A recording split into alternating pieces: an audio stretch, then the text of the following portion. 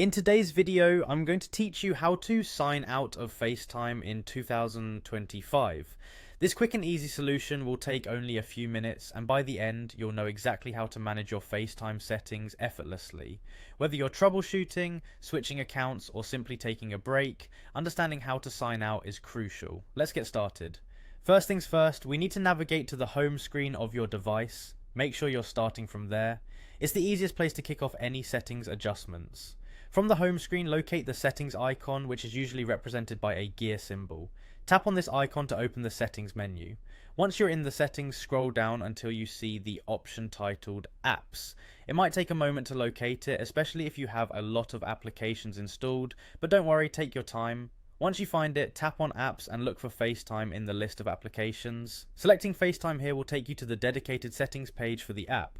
Now that you're on the FaceTime settings page, you'll see your Apple ID towards the top. This is crucial as your Apple ID ties into all your Apple services, including FaceTime. Tap on your Apple ID. A menu should appear that will give you the option to manage your account within FaceTime. At this point, you'll see an option that says Sign Out. Tap on Sign Out. Most of the time, you'll be prompted to confirm your decision.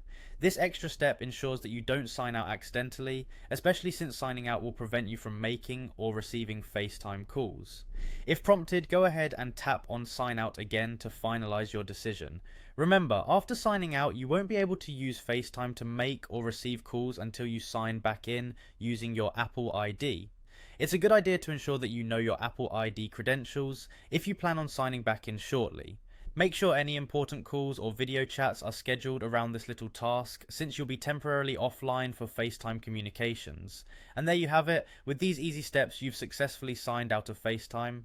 Anytime you need to switch accounts or troubleshoot an issue, simply repeat these steps. It's quick, straightforward, and a handy bit of knowledge for any FaceTime user. Thank you for joining me today, and if you found this tutorial helpful, don't forget to like and subscribe for more guides like this. See you next time.